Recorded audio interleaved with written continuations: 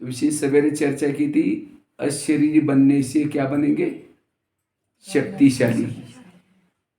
अगर हमें शक्तिशाली बनना है, अपने संस्कारों को क्या करना है? परिवर्तन करना है। आज कई भाई बहन ज्ञान में चल रहे बहुत समय से, लेकिन अभी भी संस्कार नहीं बदल रहे, इसीलिए परेशान है। उनको लगता है बाबा ने शायद मुझे गलती से सुना हुआ है, मैं तो इतना भूले करता हूँ, इतना ये करता हूँ, और मुरली में रोज बाबा कहते ये नहीं करना चाहिए। तो इसीलिए कई बार हताश हो जाते हैं, और जितने संस्कारों के वश होंगे की कमाई चट हो जाती है। इसीलिए हम अपने संस्कारों को कैसे बदलें? क्योंकि संस्कारों के वश होने से वायुमंडल खराब हो जाता है। जब हम संस्कारों के वश हो जाते हैं, उस समय हम योग युक्त नहीं बन सकते। संस्कारों के वश होने वालों की खुशी गायब हो जाते हैं। जो संस्कारों के वश हो जाता है वो इंद्रियों के भी वश हो जाता है। जो संस्कारों के वश हो जाता है, संस्कारों के वश होने से सोमानों में नहीं टिक सकेंगे, योग युक्त नहीं बन सकेंगे, कर्म योगी नहीं बन सकेंगे। कई कहते नहीं हमारे संस्कार ऐसे हैं, अगर हमने संस्कारों को नहीं बदला तो यहां से धीरे धीरे आउट भी हो जाएंगे। कारण तो कुछ भी बनेगा, लेकिन ज्ञान से चले जाएंगे। इसलिए बाबा कहते बच्चे संस्कारों को बदलो। एक राजा था, वो शिकार करने के लिए कहीं गया था, लेकिन उसको कोई शिकार नहीं मिली, तो एक भिखारिन को लेके आया। भिखारिन थोड़ी दिखने में अच्छी थी, इसीलिए उसको लेके आया, और ला करके दासियों को कहा कि ये मेरी रानी है और आप लोग क्या करना है, इसको रानी बना देना। तो दासियों ने क्या किया, उसको अच्छी तरह नहलाया, मखमली ड्रेस पहना दिया, साथ में उसको ताज पहना दिया, उसके सिर पर गहने पहनाया, और उसको क्या किया, महल में रख दिया, 36 प्रकार का भोजन दिया। लेकिन भिखारिन तो भिखारिन थी, उसको लगता है ये मेरे सिर पर ये लोगों ने टोकरा क्यों रखा। वो क्या करते, निकाल करके फेंक देती। और वो क्या करते, 36 प्रकार का भोजन उसको जो दिया था, उसमें से गुलाब जामुन को देख करके कहते काला काला सा क्यों रखा है, क्योंकि उसने कभी गुलाब जामुन खाया ही नहीं। और जो मखमली ड्रेस पहना था, उसके अंदर उसको नींद भी नहीं आती। वो क्या करते, अपना पुराना ड्रेस उतार देते हैं, गहने उतार देती हैं, गुलाब जामुन वगैरह फेंक देते हैं, और पुराना ड्रेस पहन लेती है। और पुराना ड्रेस पहन करके जो रोटी थी उसको कहते हैं हाँ ये कोई खाने की चीज है, उसको टुकड़े टुकड़े करके क्या करते हैं, दीवार को चिपकाती है, और एक कटोरा लेकर के कहते हैं माई भिक्षा दो करके खाते रहती, क्योंकि वही संस्कार थे। तो राजा ने जाकर के, राजा को किसी ने जाकर कहा कि आपकी रानी ऐसे ऐसी करते हैं। कहा कि नहीं, आप लोगों ने तो उसको सब कुछ दिया ना। कहा कि सब कुछ दिया, लेकिन ऐसी कर रहे। तो राजा ने जाकर के प्रत्यक्ष देखा तो ऐसी कर रहे थे। उसने कहा, राजा ने कहा ये आप ऐसे क्यों करते? कहते मुझे यही अच्छा लगता है। तो राजा ने क्या किया, उसको वहां से पकड़ करके घोड़े पर बिठा करके वापिस जंगल में छोड़ के। देखो उसका कितना भाग्य बना था।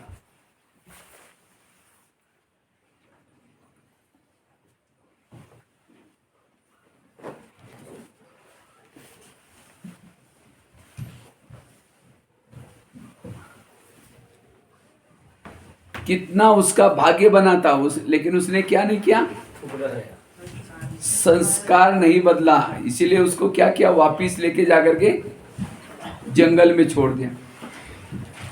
कितना भाग्य बना था, लेकिन अपने भाग्य के ऊपर क्या लगा दिया, लकीर लगाया। तो ये कहानी किसी और की नहीं है, ये कहानी हमारे ब्राह्मण आत्माओं की है। हम भी दुनिया में भटक रहे थे। हे भगवान सुख दो, हे भगवान शांति दो। तो बाबा की नजर हमारे पर पड़ी, बाबा ने वहां से उठा करके सेंटर पर लाया, फरिश्ता का चमकीला ड्रेस पहना दिया, सिर के ऊपर जिम्मेवारी का ताज पहना दिया, और वो 36 प्रकार का भोजन, मुरली क्या है, 36 प्रकार की वैरायटी पॉइंट्स है, रोज दे रहा है। लेकिन हम क्या करते हैं, वो फरिश्ता का ड्रेस पहन कर निकाल करके चमड़ी वाला ड्रेस पहन लेते, देहबान में आते, जिम्मेवारी का ताज निकाल लेते। तो बाबा को अच्छा लगेगा? बाबा कहेगा यहां से जाना तो भले जंगल में जाओ, चले जाएगा, वापिस फिर जंगल में चले जाएंगे। इसलिए अपने संस्कारों को बदलो। कई चले भी गए हैं क्योंकि उन्होंने अपने संस्कारों को नहीं बदला।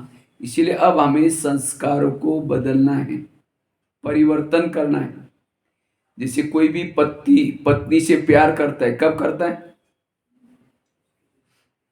जब वो पत्नी पति का कहना मानते। नहीं मानेगा तो प्यार। आजकल दुनिया में जो शादियां की जाती है कैसी करते हैं? अगर पति अच्छा है तो पत्नी भी कैसी चाहिए? अच्छी चाहिए। अगर पति गोरा है तो पत्नी भी ऐसी चाहिए। अगर पति पढ़ा लिखा है पत्नी भी अच्छी चाहिए। जोड़ी ढूंढते, नहीं तो उसके दोस्त क्या करेंगे, उसको चिढ़ाएंगे। इसी तरह बाबा भी भले भोला है लेकिन तो भी बाबा जोड़ी ढूंढता है। और बाबा कोई आपके शरीर को नहीं देखता, आत्मा की क्वालिटी को देखता है। तो बाबा ने आपके गले में वरमाला डाली है, पसंद किया है, मतलब आप साधारण आत्माएं नहीं है। मुझे याद है मैं जब शुरू में ज्ञान में आया था, हम तो लौकिक में 2-2 महीना स्नान नहीं करते थे। सच बात बताएं, एक बार ड्रेस पहन लिया फटने तक वो निकालते नहीं थे बाहर। मैं तो कितना सालों तक हम चप्पल भी नहीं देखी थी, चप्पल भी नहीं पहनते थे, कभी मंजन नहीं करते थे।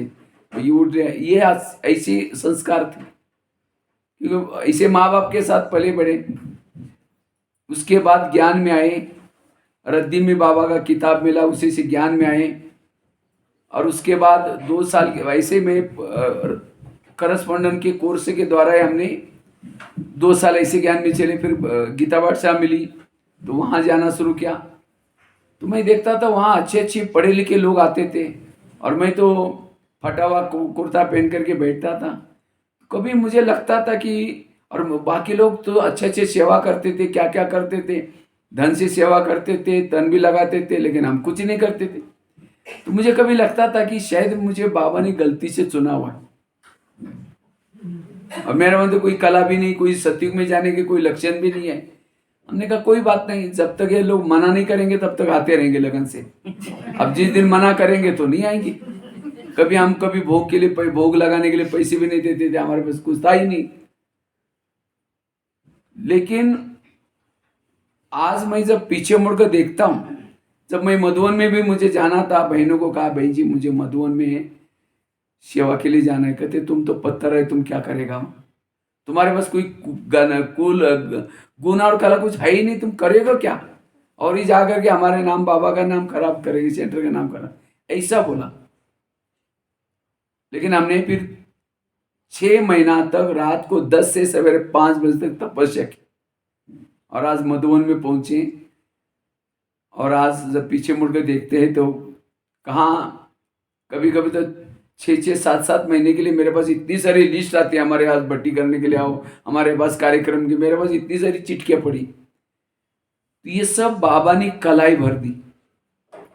तो बाबा किसी को भी चुनता है ऐसा नहीं सुनता, उसको पता है कि ये आत्मा क्या क्वालिटी है उसके अंदर।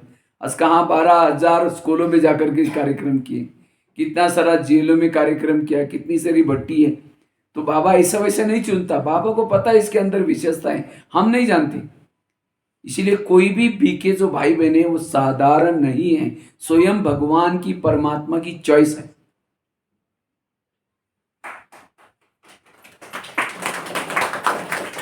इसलिए जैसा एक राजा दूसरे राजा को रिगाड़ देता है, इसी तरह हमें भी क्या करना है, एक ब्राह्मण आत्मा को हमें भी, क्योंकि ब्राह्मण आत्माएं मतलब देवी देवता ही हैं, जिनके हम भक्ति मार्ग में पूजा करते थे, हे देवी मुझे दर्शन दो, हे देवी ये करो, और वही देवी देवता हमारे आसपास में है। ये संगठन में आना अर्थात हम चार्ज हो जाते हैं, निर्विघ्न बन जाते हैं। जैसे गणपति को लड्डू चढ़ाते हैं, क्यों लड्डू चढ़ाते हैं? गणपति को क्या बोलते हैं? निर्विघ्नता का देवता। निर्विघ्न बनने के लिए लड्डू इसलिए चढ़ाते हैं, निर्विघ्न बनने के लिए हमें संगठन के साथ रहना है। और वो लड्डू किस चीज के होते हैं? बूंदी की, छोटी छोटी बूंदी से बने हुए लड्डू होते हैं। अर्थात निर्विघ्न बनने के लिए हमारा जो मीठा सा संगठन है, ब्राह्मण संगठन, उनके साथ में रहना है, उनके संग में रहना है, रोज सवेरे शाम उनके साथ में आना है। तब हम कैसे रहेंगे? अगर ब्राह्मणों से किनारा करेंगे, एक बूंदी भी अगर लड्डू से अलग हो गई तो चीटियां उठा करके उसको लेके जाएगी। इसी तरह अगर हमें निर्विघ्न बनना है, ब्राह्मण संगठन में रहना है, मिल करके रहना है, साथ में रहना है, उनसे किनारा नहीं करना। इसलिए संस्कारों को परिवर्तन करने की आवश्यकता है। तो जैसे मैं बता रहा था, पति पत्नी की शादी होती है, पहले वो उस शहर में जाता है, देखता है कि मेरे लायक कोई है, तो क्या करता है फिर? पसंद करता है, पसंद करके क्या करता है फिर? 7 फेरे लेता है। तो आप लोगों ने लिया 7 फेरे? 7 दिन का कोर्स है ये, क्या है? 7 फेरे। उसके बाद फिर मंगलसूत्र पहनाते हैं, बैच है मंगलसूत्र। अगर नहीं पहना है उसकी शादी कच्ची पक्की है बाबा के साथ। इसलिए मंगलसूत्र पहन कर रखना है। और क्या करता है? वरमाला पहनाता है, 7 फेरे लेता है, मंगलसूत्र पहनना, फिर बाद में घर लेके जाता है। और घर में लेके जाने के बाद क्या बोलता है? देखो मैं ऑफिस में जा रहा हूँ, ये करना ये करना, पड़ोसनी के पास जाकर के बातें नहीं करना। शाम को जब आया तो देखा पड़ोसनी के पास बैठी, सोचेगा चलो कोई बात नहीं, आज पहला दिन है। दूसरे दिन फिर कहा कि तुम ये करना वो करना, किया ही नहीं, तो दोनों का आपस में क्या हो जाएगा? फिर झगड़ा। झगड़ा होते होते कहेगा तुम अपने घर में ठीक, हम अपने, जिसको आजकल कहते हैं डाइवर्स हो गया। लेकिन आजकल पति डाइवर्स नहीं करता, क्योंकि गवर्नमेंट के कायदे बहुत बने हैं। तो पति क्या करता है? अगर पत्नी कहना नहीं मानती तो पति क्या करता है? दूसरी शादी करता है। लेकिन जो पहली है उसको खाया पिया देखता भी नहीं, उसके तरफ से मुंह ही मोड़ लेता है। उस पत्नी का क्या लाइफ है? इसी तरह बाबा भी हमें क्या करता है? पसंद करता है, और उसके बाद रोज परमधाम से आता है। ये मुरली 4 पेज की क्या है? पति का डायरेक्शन, आज तुम्हें क्या क्या करना है। 2 कॉलम में लिखो मुरली को, आज पति ने क्या क्या करने के लिए बोला। दूसरे कॉलम में क्या लिखो? क्या क्या नहीं करना, आज क्या क्या मना किया है। जो मना किया उसको न करना, करने के लिए बोलो करना, वो है ज्ञान। हम क्या करते? जो मना किया था उसको करते, और जो करने के लिए बोला उसको नहीं करते। तो शाम को जब योग में बैठेंगे प्यार मिलेगा? प्यार ही नहीं मिलेगा। फिर कई भाई बहन कहते पता नहीं योग में बैठते बाबा प्यार ही नहीं करता। अगर प्यार नहीं करता इसका मतलब दाल में जरूर कुछ काला है।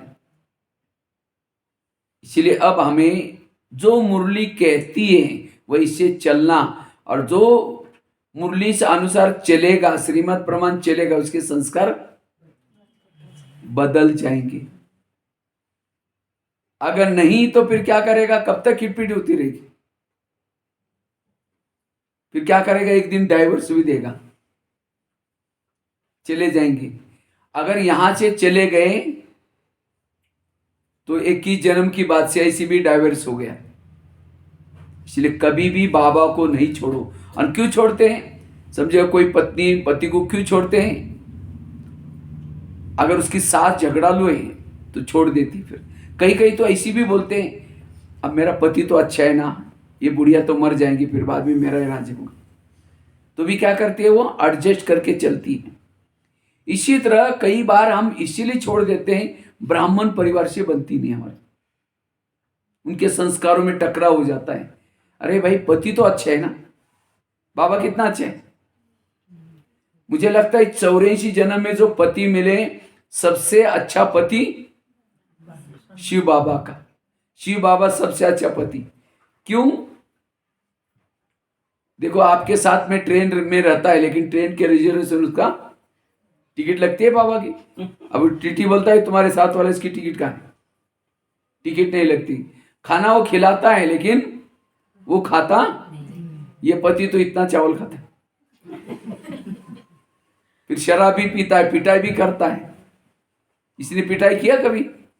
और ही प्यार करता है, रोज बैठ करके तुम कितनी अच्छी हो, तुम मिट्टी हो, फिर कितना प्यार करता है बैठ करके। ऐसा कोई पति होगा जो पत्नी को बिठा करके 2 घंटा तक बातें करता हूं, 1 घंटा तक बातें करता हूं, श्रृंगार कराता हूं। इसलिए बाबा कहते हैं ऐसे पति को कभी नहीं छोड़ो। अगर कोई ब्राह्मण परिवार में खिटपिट है, कोई बात नहीं, बाबा अच्छा है, इसीलिए बाबा को कभी नहीं छोड़ना। अगर बाबा को छोड़ा तो 21 जन्म की राजाई भी चली गई। इसलिए अपने को एडजस्ट करके संस्कार को परिवर्तन करके रहना है, और जो अंत तक रहता है और वही रह सकता है जो संस्कारों को परिवर्तन करता है। जो संस्कारों को परिवर्तन करता नहीं वो ज्ञान ब्राह्मण परिवार के साथ नहीं टिक सकता, चला जाएगा। इसलिए अब हमें संस्कारों का परिवर्तन करना है। तो हम अपने संस्कारों को कैसे परिवर्तन करें? वैसे तो संस्कार बहुत है, लेकिन हर एक के अंदर कोई ना कोई एक कड़ा संस्कार है, हर एक के अंदर। बाकी छोटे छोटे संस्कार तो बहुत है, लेकिन हर एक में कोई ना कोई एक कड़ा संस्कार होता है। जैसे राम रावण का युद्ध चलता है, या समझो अर्जुन दुर्योधन का युद्ध चलता है, तो अर्जुन किसको मारता है? दुर्योधन को मारेगा। वो छोटे सैनिकों को मारते नहीं, अपना टाइम वेस्ट नहीं करेगा, क्योंकि महारथी महारथी के साथ युद्ध करता है। इसी तरह आज हम भी युद्ध करें माया से। कैसे करते हैं? हम कहते मैंने ये छोड़ा, ये छोड़ा, ये छोड़ा, बस एक रह गया। और जो संस्कार रह गया वही जब आपके ऊपर अटैक करता है, बाकी मारे हुए दोबारा जिंदे हो जाएंगे। इसीलिए युद्ध करने का तरीका है, जो आपके अंदर कड़ा संस्कार है उसके ऊपर ध्यान दो, उस कमजोरी को खत्म करो। हर ब्राह्मणों में कोई ना कोई विशेष कमजोरी है, तो कैसा पता चलेगा कि मेरी कमजोरी क्या है?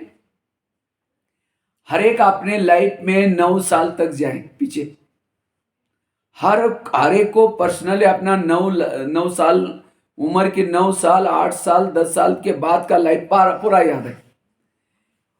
और उस 9, 8, 10 साल से लेकर के ज्ञान में आने तक आपने कौन से संस्कारों के वश होकर के भूले की थी, उनको याद करो। काम विकार के वश ज्यादा हुई है, क्रोध के वश ज्यादा हुई है, लोभ लालच के वश ज्यादा हुई है, तो कौन सा संस्कार आपके अंदर है? कभी इनमें एकांत में बैठ करके कभी इमर्ज करो, जो आपको वो याद करने वाला दिल खाता है कि हम यहाँ आने के लायक नहीं थे तो भी कैसे आए। वो संस्कार याद करो, उसके बाद ज्ञान में आए। ज्ञान में आने के बाद से लेकर के अब तक अभी भी आपके अंदर कौन सा संस्कार वार कर रहे हैं? ज्ञान आए, योग आए, रोज पढ़ाई पढ़ते तो भी कौन सा संस्कार आ रहा है, वो उसको भी याद करो। और मुझे लगता है ज्ञान के पहले वाला और अभी का वही संस्कार होगा, और वो है आपकी बीमारी, वो है आपका कड़ा संस्कार। और आपको कुछ और करना नहीं, उसी संस्कारों को परिवर्तन करने का पुरुषार्थ करना है। जैसे भीष्म हार गया। क्यों हार गया? भीष्म को कोई भी हरा नहीं सकता था, भीष्म पितामह। क्यों हार गया? उसके सामने शकंडी आया, और शकंडी जब आया उसके सारे हथियार निष्फल हो गए। वो शकंडी कौन था? हाँ? शकंडी अर्थात कई जन्म पहले उसने क्या किया था, अंबार और अंबालिका को उठाकर लाया था पांडवों के साथ शादी करने के लिए, लेकिन एक ने तो कर दिया लेकिन दूसरी को नहीं किया। तब उसको जाकर के किसी से शादी हो रही थी, वहां से उठाकर लेके आया था, तब जाकर के उसने श्राप दिया था, मैं भी इसका चाहे कितना भी जन्म लेना पड़ेगा मैं बदला लूंगी। और करते करते वो शकंडी के रूप में आया था, और वही शकंडी के कारण वो पराजय हो गया। ये सारी कहानियां वर्तमान की है। आज हमारे अंदर एक कड़ा संस्कार क्यों हमको तंग कर रहे हैं, क्योंकि जन्म जन्मांतर से हमने उस संस्कार को यूज किया है। जब कभी डिस्टर्ब हो गए, जब कभी शांति नहीं मिली, जब कभी तनाव में आ गए, जब कहीं सुख की अनुभूति करने, उन संस्कार के वश हो गए, क्षणिक सुख लिया। तो ये संस्कार कहता है अच्छा इसने इतना दिन मुझे यूज किया और अब भी मुझे छोड़ रहा है, मैं भी उसका बदला लूंगा। और माया भी जो आपके सामने आते उसी संस्कार के रूप में लाती।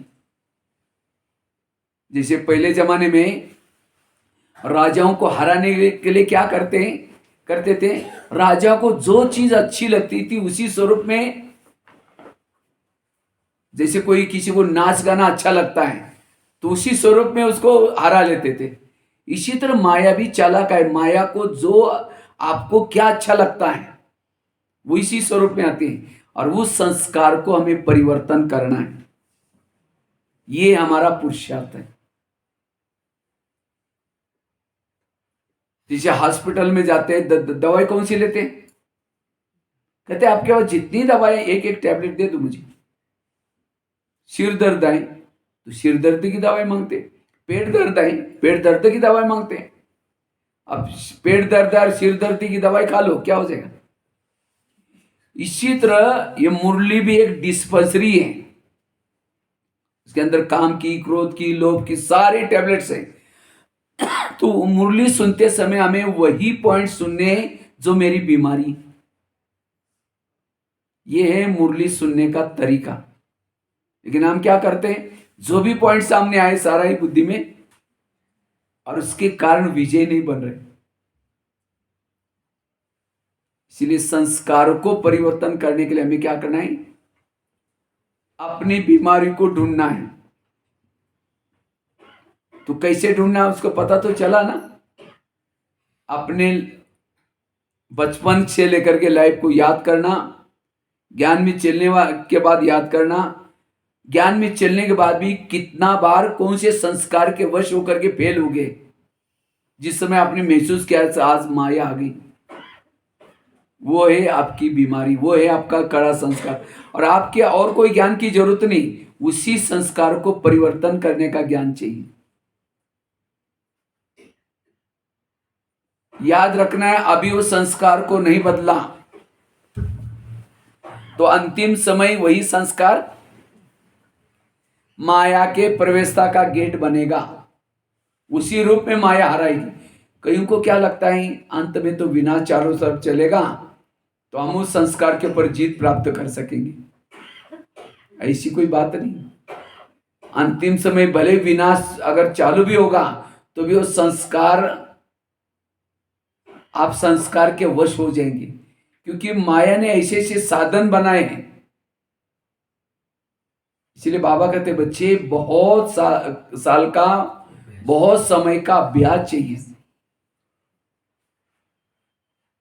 इसलिए संस्कारों को परिवर्तन करना है। तो उस संस्कार, क्योंकि अंतिम समय विनाश होगा, आत्मा शरीर छोड़ेगी लेकिन परम धाम में नहीं जाएगी। थोड़ी थोड़ी आत्माएं शरीर छोड़ेगी, ब्रह्मांड में भटकती रहेंगी। क्योंकि जब सारी आत्माएं शरीर छोड़ेगी तब परमधाम का गेट खुलेगा। फिर पहले शिव बाबा जाएगा गेट खोल करके, फिर ब्रह्मा सरस्वती जाएगी, उसके बाद अष्टरत्न जाएंगे, 16,108 जाएंगे, 108 जाएंगे, 16,108 जाएंगे। उसके बाद फिर 33 करोड़ वाले, 9 लाख वाले जाएंगे, उसके बाद 33 करोड़ वाले जाएंगे, उसके बाद धर्मात्मा जाएंगे। और हर धर्मात्मा के पीछे अपने अपने धर्म की आत्माएं सिस्टम से वहां बैठे। और आते समय क्या होता है, ऊपर से आना शुरू हो जाते हैं। जाते समय पहले ऊपर वाले जाएंगे, उसके बाद नीचे वाले जाएंगे। और जब आत्मा इस शरीर छोड़ेगी और अंतराल में भटकेगी, समझे उनको विकारों के प्रति कुछ विचार चला, उनको शरीर तो आई नहीं, तो भी विकारों की भावना हो गई उस आत्माओं को, तो वो कहाँ जाएगी? जिसके अंदर जिस प्रकार का विकार है उसके अंदर वो प्रवेश करेगी। समझो किसी के अंदर काम विकार के अंश है, तो उस काम विकार वाली आत्मा में प्रवेश करेगी। एक एक में 8-8, 10-10 आत्माएं प्रवेश करेगी अंत में।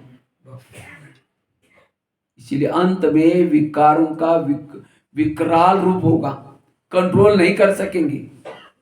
अभी भी कई बार हम लोगों को, कई लोगों से फोन आते हैं, भाई जी मेरे को पता नहीं क्या हो गया, माया पता नहीं कैसे आ गई, हम नेट में कुछ काम कर रहे थे, करते करते पता नहीं कोई सी साइट पर चला गया और ऐसा हो गया। कई कई मैंने एक बहन को ऐसा देखा हुआ है, थोड़ा गुस्से का संस्कार था, लेकिन कभी कभी ऐसी गुस्सा करती थी और उसके बाद वो खुद रोती थी, कहती थी मेरे से ऐसा कैसा हो गया, क्योंकि गुस्से वाले और आत्माएं प्रवेश करके गुस्सा कराती थी। ये पार्ट अभी कम है, आगे चल करके बहुत चलेगा। फिर पश्चाताप किसको होगा? खुद को होगा। इसीलिए मुझे लगता है 2015 में बाबा ने स्पेशल एक वर्ष दिया था, बच्चे संस्कारों को परिवर्तन करो, इसके लिए ज्वाला स्वरूप तपस्या करो करके दिया था। इसलिए संस्कार परिवर्तन करना जरूरी है। हमारे अंदर अंश भी है, वो अंश ही आपका वंश बना सकते हैं। क्योंकि जब संस्कार के वश हो जाते हैं, बुद्धि को ताला लग जाता है, हमारे ज्ञान योग की शक्तियां कोई भी काम नहीं करती, क्योंकि उस संस्कार से हमने जन्म जन्मांतर से भी भूले किए। अगर अभी हमारी भूले वो बुराई रह गई, संस्कार जन्म जन्मांतर से भी हम पश्चाताप करेंगे। और उस व्यक्ति को जो संस्कार के वश है, उसको सुख नहीं है, शांति नहीं है। लोग तो बोलेंगे अरे आप तो बहुत अच्छे हैं, लेकिन उसको खुद को फीलिंग होगा मैं तो कितना पानी में, मुझे पता है। इसलिए अब हमें उस कड़े संस्कार को, जो हमारे अंदर संस्कार के अंश है, उसको अब परिवर्तन करना है। तो उस संस्कार को हम परिवर्तन कैसे करें, उसके लिए एक 8-9 युक्ति आप लोगों को सुनाता हूं प्रैक्टिकल में। अगर उस कड़े संस्कार को परिवर्तन करना है, उसके लिए सबसे पहली युक्ति है, अमृत वेले के बाद रोज बाबा को अपने उस संस्कार के बारे में सुनाओ। बाबा मेरे अंदर ये संस्कार है, ये भूल है, खुले दिल से सुनाओ। जिसे हॉस्पिटल में डॉक्टर जब चक्कर लगाता है, और हर वार्ड में डॉक्टर का आने का टाइम क्या होता है, अलग अलग होता है। इस वार्ड में इतना बजे जाएगा, इस वार्ड में इतना बजे जाएगा। और जब वार्ड में डॉक्टर चक्कर लगाता है, तो पेशेंट क्या करता है, उठ करके बैठता है। अब डॉक्टर चक्कर लगा रहा है, पेशेंट उठ करके,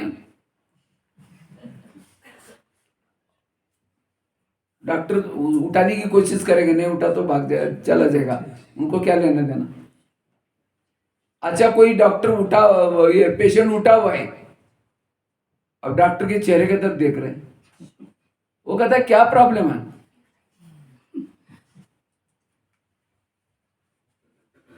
डॉक्टर को बोलना पड़ता है। इसी तरह ये दुनिया भी क्या है, ये दुनिया भी एक हॉस्पिटल है। और इस हॉस्पिटल में कितने वार्ड हैं? 4 वार्ड हैं।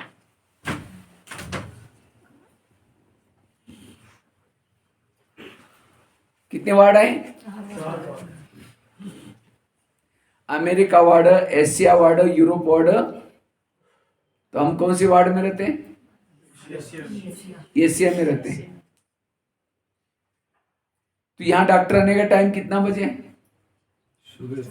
सवेरे 2 से लेकर के 5 बजे तक बाबा क्या करता है? चक्कर लगाते हैं। लेकिन जब बाबा चक्कर लगा रहे उस समय उठेंगे नहीं, इलाज मिला ही नहीं, मिलेगा नहीं। अच्छा उठेंगे, उठ करके बेड पर से तो उठे लेकिन योग करते करते सो गए तो भी इसका इलाज नहीं मिलेगा। अच्छा उठे, उठ करके बाबा के फोटो की तरफ देखते रहते। सभी अपने मोबाइल को थोड़ा साइलेंस में करो तो अच्छे। यही तो है उर्वशी, सबका राज्यों की तपस्याओं को नहीं साइलेंस में करो एक बार, क्योंकि भक्तों ने तो इतना दिन। 1 मिनट रुक जाइए, सबको मोबाइल बंद करने के लिए बोलिए। बंद नहीं करो, साइलेंस में अरे रखो। साइलेंस में कीजिए, सब कीजिए, टाइम मिला 1 मिनट, कम ना लगाइए, 1 मिनट, सबको डिस्टर्ब करते हैं। नहीं साइलेंस में करो। अगर आप फिर बाद में बीच में देखो अगर किसी का आ रहे, अगर अर्जेंट है तो भले बात करने टाइम बाद दिया में। गया है, बहुत मूल्यवान समय, काम में लगाइए। आपको आनंद मिलता होगा, हम लोगों का डिस्टर्ब होगा। हाँ चलो नहीं, कोई अभी बात नहीं। दूसरा टाइम नहीं होना चाहिए। तो मैं आपको बता रहा था, सवेरे उठ करके हमें क्या करना है, बाबा को सुनाना है। अगर उठ करके केवल चेहरे की तरफ देखते रहेंगे तो भी इसका इलाज। इसलिए कभी कभी मुरली में बाबा का पॉइंट आते हैं, बच्चे बीमार सर्जन से अपनी बीमारी को कभी छिपाना, सच सच बताओ। इसी तरह हमें भी बाबा को सच सच अपनी बीमारी को कभी छिपाना नहीं। उठ करके बैठो, अमृत वाला योग करने के बाद, ऐसे नहीं कि अमृत वाला सुनाना शुरू करो। अमृत वाला करने के बाद क्या करना है, बाबा को अपनी बीमारी को सुनाना है।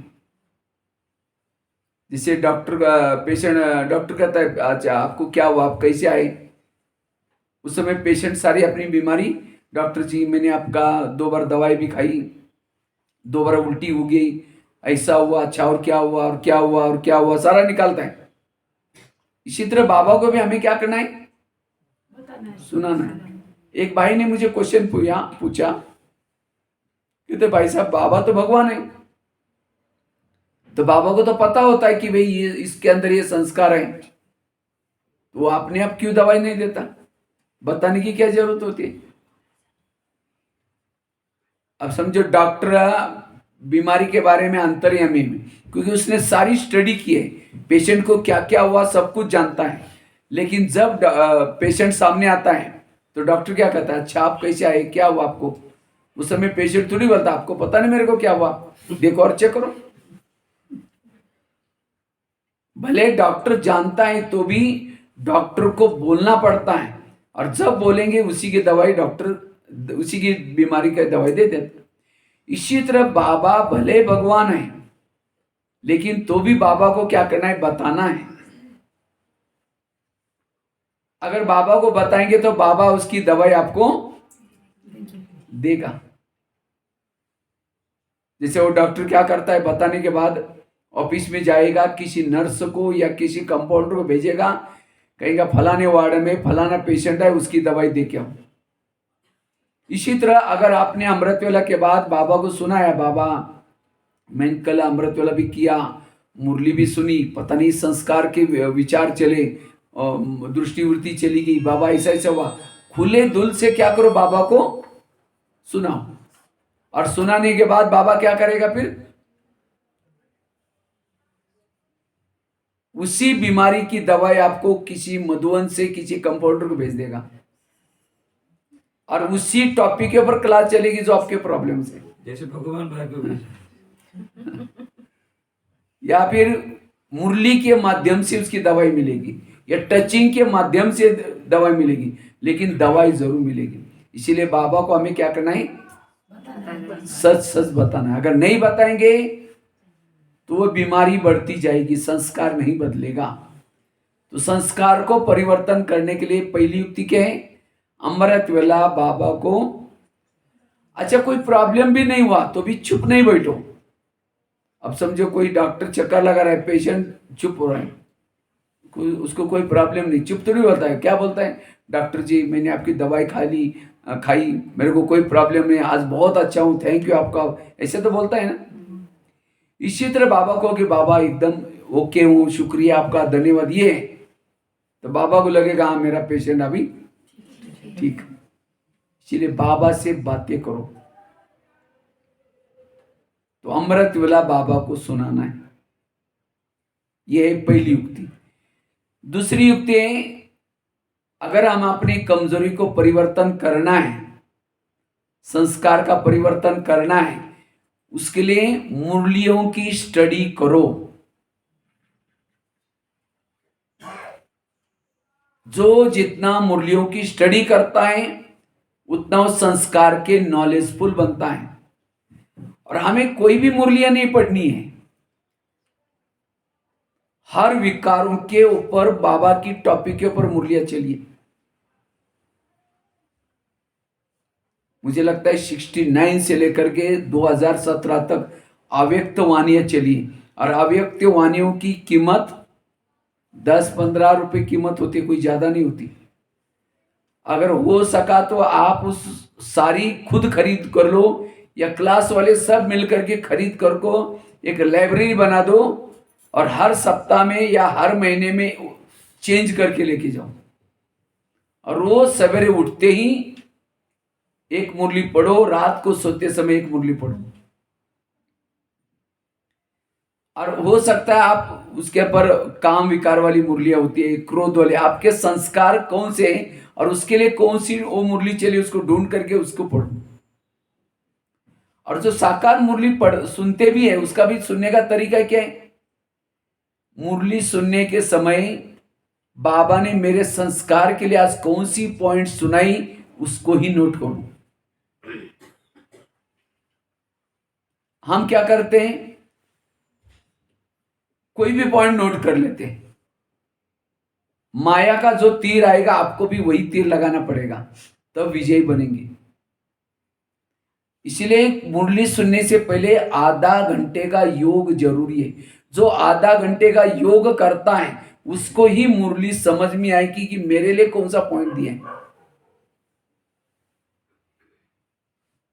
इसलिए मुरलियों की स्टडी। हमारे एक सीडी में एक चित्र है, शायद देखा होगा। सीडी में एक लास्ट में एक भिखारी सोया है माथे पर, और उसके सिराने पर गीता का शास्त्र है, और हाथ में क्या है? कटोरा है। और ये किसका चित्र है? भारतवासियों का चित्र दिखाया। भारतवासियों का नहीं, हम ब्राह्मण आत्माओं का चित्र है। क्योंकि असली गीता किसकी सिराने है? हमारे पास है असली ज्ञान, गीता का इतना ज्ञान बाबा का, लेकिन उसको कहाँ रखा है? अलमारी में रखा है, या किसी के पास है भी नहीं। और हाथ में कटोरे लेकर के, बाबा मेरा योग नहीं लगता, बाबा मेरे ये प्रॉब्लम है, बाबा मुझे शांति दो, बाबा ये संस्कार नहीं, कटोरे से भिक्षा मांग रहे। इसलिए मुरलियों की स्टडी करो, आपके जीवन की सारी समस्याओं का समाधान उसमें है। वैसे तो आजकल मेरा जो रूम है मधुबन में, सूरज भाई के बाजू में है मेरा रूम। तो आजकल वो समस्या का समाधान, उनका एक कार्यक्रम चलता है, वो सुन करके कई भाई बहने वहां लाइन लगी रहते, समस्या लेकर के आते रहते। तो कई बार वो तो ज्ञान सरोवर जाते रहते हैं। जब ज्ञान सरोवर जाते हैं तो हमारा पहला वाला रूम है, तो उसको ही खींचना शुरू कर लेते जोर जोर से। तो मेरे तो 3-4 ताले भी तोड़े हुए खींच खींच कर। तो इसीलिए हमको, वैसे मधुबन में किसी की बिल्डिंग के ऊपर, मतलब रूम के ऊपर नाम नहीं लिखते, लेकिन हमको लिखना पड़ा। तो कई बार तो ऐसे आकर के बैठते हैं, हमको पता होता है भाई जा गए हैं, वो कहे कि आपको क्या पता, हमको समस्या का समाधान करना है। हमने कहा चलो बैठे रहो। तो एक माता सवेरे से लेकर के शाम तक बैठी रही। मैंने कहा माता जी क्या समस्या है, मेरे को तो मैं तो जवाब दे सकता हूँ। कहते हमारी भैंस है, उसको दूध नहीं आ रहे, उसके लिए सोमान लेके जाना है।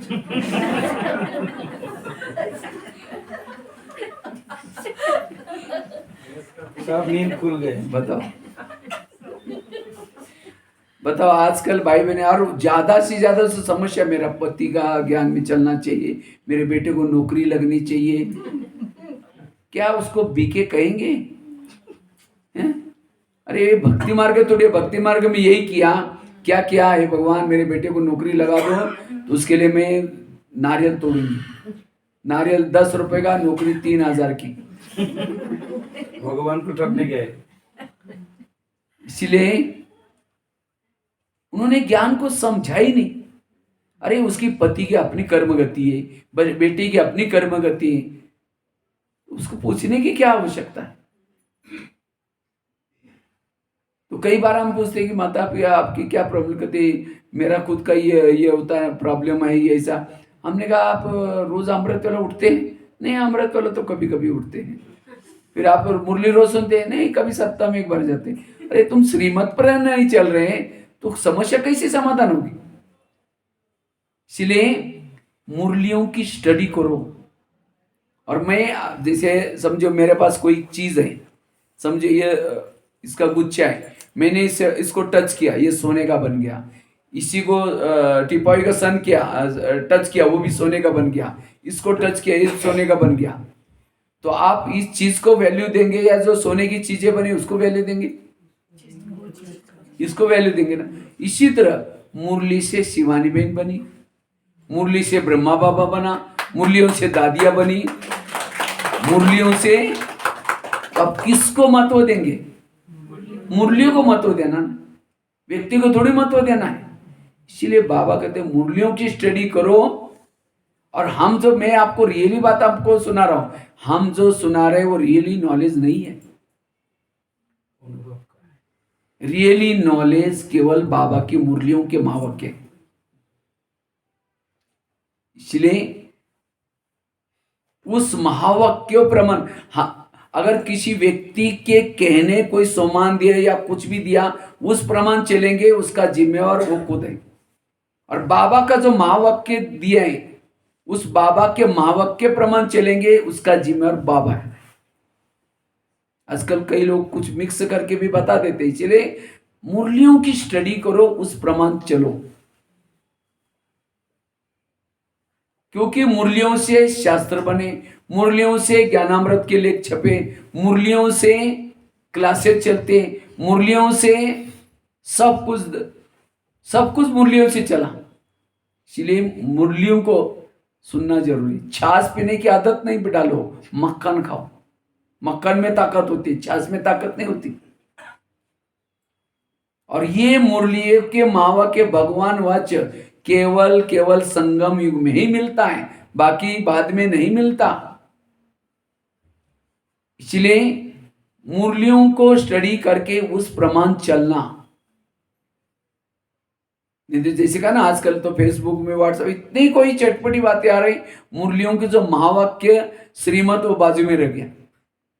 और इसीलिए संस्कार नहीं बदल रहे। तो संस्कार बदलने के लिए हमें क्या करना है? जिस प्रकार मेरे संस्कार है उसी टॉपिक को निकाल करके उसको सुनो और उस प्रमाण चलो, आपके संस्कार बदल जाएंगे। यह है दूसरी युक्ति। पहली कौन सी बताई? अमृत वेला बाबा को सुनाना। दूसरी कौन सी बताई? मुरलियों से संस्कार के बारे में पॉइंट्स लेना। तीसरी बात आई, जो भी हमारे पास सीनियर भाई बहने हैं उनको भी आप अपने संस्कार के बारे में पूछ सकते हैं। जो भी निमित्त बहने रखी है बाबा ने, जो भी निमित्त है कोई, उनको भी आप पूछ सकते हैं। जैसे किसी को बीमारी होती है तो क्या करते हैं?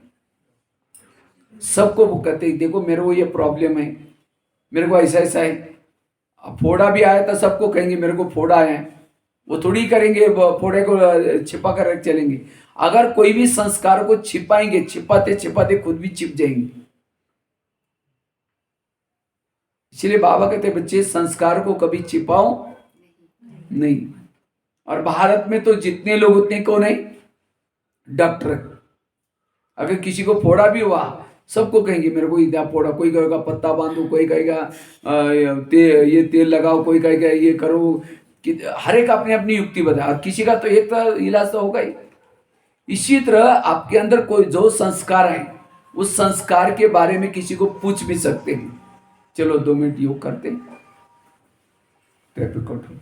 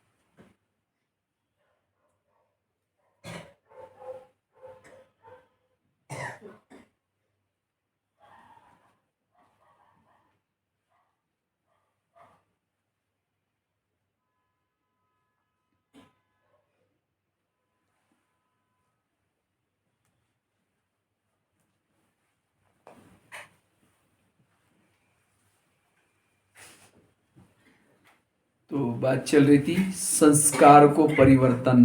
इसके लिए कईयों को क्यों सुनाने की शर्म आती है, कईयों को लगता है अगर हम इनको बताएंगे मेरे अंदर ये संस्कार है तो हमें उस भावना से देखना शुरू करेंगे, इसलिए पूछते कैसे हो। हाँ बहुत अच्छे, संस्कार के वश हो रहे, गलत काम हो रहे तो भी क्या करेंगे, बहुत अच्छे, तो छिपाते छिपाते छिप जाएंगे। कई कहते ना ये माता बड़ी अच्छी थी, भाई बहुत अच्छा था, लेकिन अचानक क्या हुआ, कई दिनों से वो संस्कार के वश हो रहा था, लेकिन किसी को नहीं बताया, छिपाया, खत्म हो गया। इसलिए कभी भी संस्कार को नहीं छिपाओ। अगर अपना नाम बताने की शर्म आती है, किसी और का नाम बताओ। किसी ने मुझे पूछा है उनके अंदर ये संस्कार है, हम उसके लिए क्या बताए, है आपका, लेकिन अपना नाम बताने की शर्म आती है। इससे भी आप पॉइंट्स को इकट्ठा कर सकते हैं। चौथी बात है, अगर उस संस्कार को परिवर्तन करना है, उस संस्कार का भोजन नहीं दो। समझो कोई बुजुर्ग व्यक्ति है, चल नहीं सकता, उठ नहीं सकता खटिया से, लेकिन उसके अंदर क्रोध बहुत है। अब उस क्रोध वाले व्यक्ति को पनीर की सब्जी खिलाओ, रबड़ी मलाई खिलाओ, उसके अंदर शरीर की ताकत आएगी और पिटाई करेगा। अगर उसको भोजन ही नहीं देंगे तो क्या करेगा, खटिया पर बैठ करके कहेगा मैं वहां करके मारूंगा, मैं ये करूंगा, लेकिन सबको पता है तो उठने वाला ही नहीं तो मारेगा क्या। इसी तरह आज हमारे अंदर संस्कार है, उस संस्कार का जब हम भोजन देते तब वो संस्कार जागृत हो जाता है। इसलिए जिन बातों के संस्कार मेरे अंदर हैं उसका भोजन नहीं दो। मैं उसको और खोल के आपको बताता हूं। समझो किसी के अंदर के काम विकार के संस्कार है, ऐसी आत्मा मूवी देखेंगी, टीवी देखेंगे, कोई गलत फिल्में देखेंगे, फैशन करेंगे, नेट की कोई गलत फोटोज देखेंगे, तो वो संस्कार को ले क्या दे रहे, वो भोजन दे रहे हैं, उसे संस्कार और जागृत हो जाता है। इसलिए जिन बातों को देखने से, जिन बातों को सुनने से मेरे संस्कार जागृत होते हैं, उन बातों को बंद कर दो। वो संस्कार कमजोर होते होते होते परिवर्तन हो जाएगा। और संस्कार परिवर्तन शब्द गलत है। पहली तो बात, संस्कार कभी भी परिवर्तन नहीं होते, संस्कार मर्ज हो जाते, संस्कार इमर्ज हो जाते। समझो कोई चूहा है, जब बिल्ली नहीं है तो चूहे क्या होते, बिल से बाहर निकलते। जैसे बिल्ली आई चूहे अंदर, वो खत्म नहीं हुए, अंदर गए। इसी तरह जब हमारी स्थिति अच्छी, हमने अमृत वेला किया, आज हमने अच्छी तरह योग लगाया, तो हमारे अंदर के संस्कार क्या हो जाते हैं, अंदर दब गए। थोड़ा 2-4 दिन के बाद अमृत वेला 2-4 दिन मिस किया, थोड़ा मुरली मिस हो गई, अमृत वेला मिस हो गई, तो संस्कार क्या हो जाते हैं फिर, अगर परिवर्तन हो जाते तो क्यों आ गए फिर दोबारा। इसलिए संस्कार मर्ज शब्द, संस्कार इमर्ज शब्द बहुत अच्छा है। पहले जमाने में एक माइक्रोफोन आता था, वो एक गीत बजते थे, वो गोल सा ये रहता था रिकॉर्ड, उसके ऊपर सुई जहां रखेगी वहां का गीत बजता था। इसी तरह आत्मा के अंदर भी अभी हमारे सत्युग के संस्कार कोई बदले नहीं है, वो है अंदर, लेकिन आप सुई कहां चल रहे, कलयुग के वहां के ट्रैक, उस संस्कार के ऊपर ट्रैक के ऊपर चल रहे। इसीलिए हमें संस्कारों को संगम युग में क्या रखना है, मर्ज मर्ज रखना है, ये मर्ज होने नहीं देना, ये पुरुषार्थ करना है। तो उसके लिए उस संस्कार का भोजन है। इसीलिए बाबा ने नियम संयम, बाबा ने कहा बच्चे मूवी नहीं देखो, मैगजीन्स गलत नहीं पढ़ो, फैशन नहीं करो, फिल्में नहीं देखो, ये सब नियम बनाए थे। लेकिन उस समय बाबा के समय में नियम बने थे। लेकिन अब माया कहते अच्छा तुम्हारे बाबा ने ये नियम बनाए ना, मैं उसके लिए ऐसा साधन बनाऊंगा, तुम्हारे पास ही मोबाइल रखना पड़ेगा जेब में, क्योंकि हमारा बैंक भी उसी में है, सब कुछ इसी में है, रखना तो पड़ेगा। और इसीलिए थोड़ा उसको भोजन मिल जाता है, संस्कार क्या हो जाते हैं? जागृत हो जाते हैं। इसीलिए संस्कार को ये करने के लिए हमें उस संस्कार का भोजन नहीं देना है, उसके लिए दृढ़ प्रतिज्ञा करनी है। माया कितना भी साधन लाए, चाहे कुछ भी करे, जब संस्कार का भोजन मिल जाता है, संस्कार जागृत हो जाता है। कितनी बातें हो गई? चार। पांचवी बात है, ये प्रैक्टिकल भी युक्ति आपको बता रहा। अगर इसमें से कोई भी युक्ति आप अपनाओ, आपके अंदर कैसे भी संस्कार, उसको आप परिवर्तन कर सकेंगे। पांचवी युक्ति है, अगर उस संस्कार को परिवर्तन करना है, मर्ज रखना है, ये मर्ज नहीं होने देना, बीजी रहो। जितना बीजी रहेंगे वो संस्कार दब जाएगा। बाबा कहते हैं माया मेरी माया आपकी कौन है? मासी है, पड़ोसनी है। जैसे कोई पड़ोसनी आपके घर में आते, कब आते? जब आप फ्री हैं, वो आएगी, बात करेगी। अगर आप बिजी हैं, आवाज लगाएगी, फिर देखेगी अभी तो कुछ बात ही नहीं कर रहा, फिर वापिस जाएगी, फिर वापिस आएगी, फिर जाएगी। फिर आज जिस समय पर ये कहेंगे, क्या मैं 4 बार आई, मैंने आवाज भी लगाया, तुम्हारा ध्यान पता नहीं कहा था। बात करना शुरू करते हैं पड़ोसनी। इसी तरह माया भी पड़ोसनी है, वो भी जब आप फ्री हैं तो आपके पास आती है। इसीलिए कहते हैं ना, खाली मन शैतान का घर। इसीलिए कभी भी अपने आप को फ्री नहीं रखो, सदा अपने आप को क्या करो? बिजी रखो। चाहे सेंटर पर आओ, कुछ कर्मना सेवा करो, वो नहीं तो अपने बाबा के कमरे में बैठो, योग लगाने के लिए बैठो। बिजी रहना है। जितना बिजी रहेंगे वो माया, वो संस्कार नहीं आएगा। लेकिन ये कोई असली इलाज नहीं है। लेकिन फिर भी अब समझो कोई व्यक्ति दुश्मन से बचने के लिए भागता रहता है, अब कब तक भागेगा? कभी तो पकड़ा में जाएगा। लेकिन फिर भी तत्कालीन इलाज है ये, बिजी रहने का। अपने आप को सदा बिजी रखो। जितना बिजी रहेंगे वो संस्कार नहीं आएगा। अपने मन को भी बिजी रखो, मन को भी काम दो, बुद्धि को भी काम दो, स्थूल शरीर को भी काम दो। और जितना बिजी रहेंगे वो संस्कार परिवर्तन हो जाएगा, मर्ज हो जाएगा। छठी युक्ति है, अगर हमें संस्कार को परिवर्तन करना है, श्रीमत का पालन करना है। जितना श्रीमत के अंदर रहेंगे उतना संस्कार आपके पास नहीं आएगा। सीता कमजोर क्यों बनी? उसने रेखा को क्या किया? उल्लंघन किया। इसी तरह वो संस्कार भी क्या करता है?